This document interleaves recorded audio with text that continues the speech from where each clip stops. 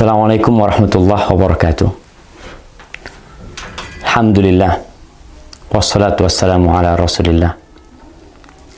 Amma ba'd. Akhi ukhti rahimakallah.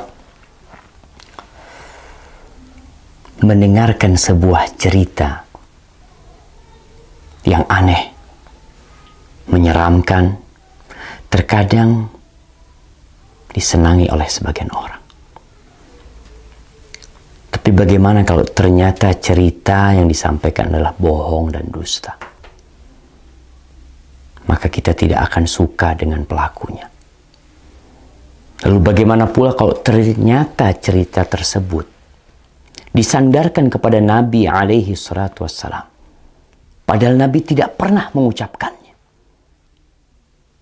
Kalau di negeri kita sekarang, pemerintah sedang memerangi hoax, dusta, maka para ulama umat Islam sejak dahulu kala memerangi dusta atas nama Nabi alaihi salatu wassalam. Tadi pagi ana mendapatkan kiriman sebuah video pendek yang menceritakan tentang bakal terjadi sesuatu yang mengerikan apabila pertengahan Ramadan itu tepat pada hari Jumat.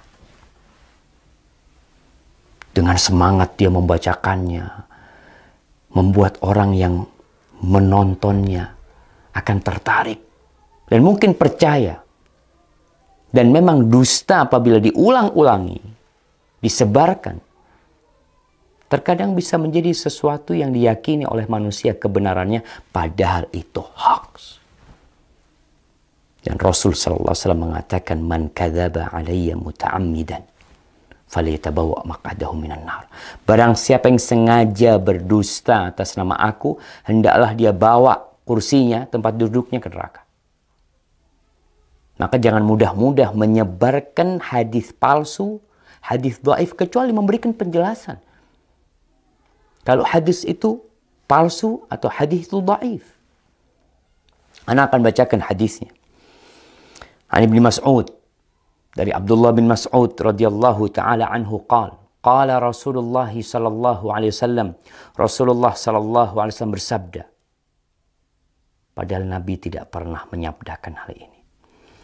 Idza kana sayhatun fi Ramadan fa innahu yakunu ma'ma'atun fi Syawal wa tamyizul qabail fi Dzil Qa'dah wa tasfikud dima fi Dzil Hijjah والمحرم وما المحرم يقولها 3 مرات هيهات هيهات يقتل الناس فيه هرجا هرجا قلنا وما الصيحة يا رسول الله قال هذه في النصف من رمضان ليلة الجمعة فتكون هذه توقظ النائم وتقعد القائم وتخرج العواتق من خدورهن في ليلة جمعة في سنة كثيرة الزلزال والبرد فإذا وافق شهر رمضان في تلك السنة ليلة الجمعة فإذا صليتم الفجر من يوم الجمعة في النصف من رمضان فادخلوا بيوتكم وأغلقوا أبوابكم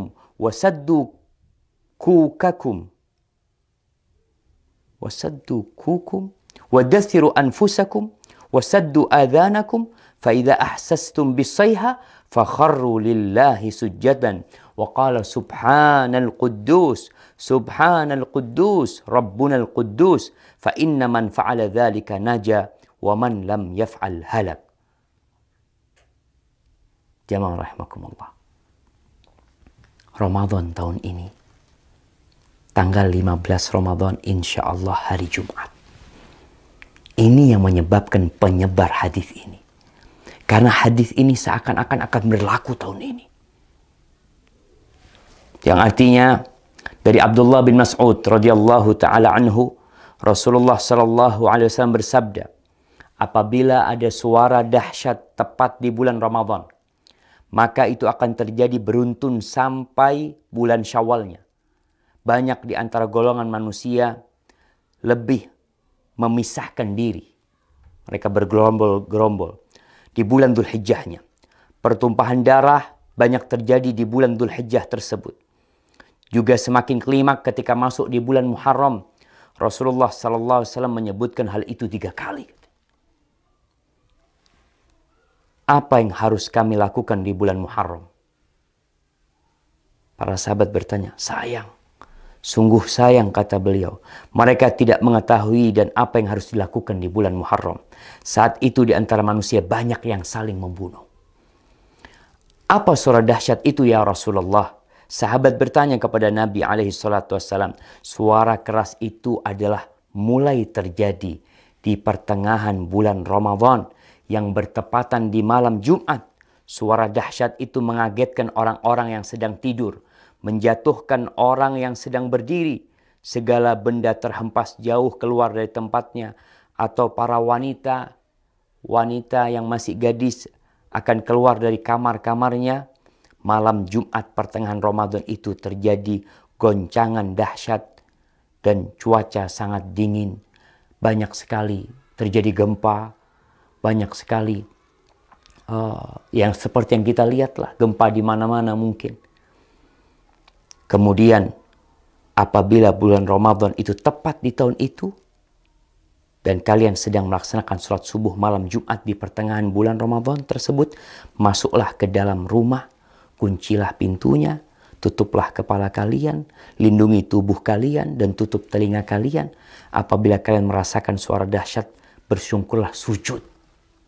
Nih, ada sujud. Kita tahu sujud itu ada sujud syukur, sujud tilawah, kemudian ada sujud sahwi, ada sujud ketika sholat. Ini sujud ketika mendengar suara keras. Membaca Subhanal Quddus, Subhanal Quddus, Rabbunal Quddus. Karena sesungguhnya apabila kalian melakukan itu, niscaya selamat. Jika tidak, tentunya akan binasa. Ini tersebar jemaah di beberapa tulisan. Ini ambil dari beberapa tulisan yang ada di internet. Kemudian video itu juga telah tersebar, yang disebarkan oleh ya entah siapa yang menyebarkan hal itu, menyebarkan hoax. Kita lihat sekarang bagaimana hukum hadis ini. Para ulama menjelaskan hadzal hadis munkar la yasih. Hadis ini munkar, tidak benar. Al-Uqaili mengatakan laisa li hadzal hadis aslun min hadithi thiqah. Hadis ini enggak punya dasar dari perawi yang thiqah, wala min wajhin yathbut, dan enggak ada yang benar dalam hadis ini. Itu disebutkan dalam Ad-Du'afa Al-Kabir. Dan Ibnul Jauzi mengatakan hadis ini hadza haditsun maudhu. Hadis ini palsu atas nama Nabi SAW. Kemudian Syekh Albani mengatakan maudhu'un, hadis ini palsu, diriwayatkan oleh Nuaim ibn Hammad dalam kitab Al-Fitan. Dan Al-Imam Al-Zahabi mengatakan qultu dha maudhu' wa maslama saqit matruk. Ini hadis palsu. Perawinya ada yang matruk, yang dituduh berdusta jamaah. Ditinggalkan. Lalu kita meriwayatkannya, menceritakannya kepada umat, menyebarkannya atas nama Nabi SAW. Nabi bersabda, padahal Nabi tidak pernah menyabdakan hal itu. Jamaah, ma min qaul, tidak ada satu ucapan yang keluar melainkan ada raqib, ada atid. Ma yalfidu min qaulin illa ladaihi raqibun atid. Akan ada yang mengawasi, mencatatnya. Tapi mungkin sebagian mengatakan, Ustadz kan boleh meriwayatkan hadis dhaif. Kan ada ulama yang berpendapat seperti itu. Kan ada khilaf di antara para ulama. Nah, Anda akan sebutkan para ulama yang membolehkan meriwayatkan hadis dhaif. Yang pertama, mereka mengatakan ini dalam fadailul a'mal, dalam fadilah beramal, bukan dalam menceritakan hal yang gaib, yang mana itu berkaitan dengan akidah seorang hamba nanti. Boleh mengamalkan hadis-hadis dhaif dalam fadailul a'mal dengan catatan 3. Yang pertama, hadisnya tidak terlalu dhaif. Kalau yang tadi palsu. Yang kedua, hadis ini masuk dalam kaidah umum sebenarnya. Yang ketiga, tidak boleh meyakini ketika mengamalkan bahwa itu dari Nabi SAW. Hanya orang ini hati-hati mengamalkannya. Maka hadis palsu, hadis yang dhaif sekali tidak boleh. Kalau antum mau menyampaikan sebuah hadis yang dhaif, sampaikan kalau ini dhaif, kalau ini palsu, agar orang faham dan mereka tidak tertipu dengan apa yang kita sampaikan. Barakallahu fikum.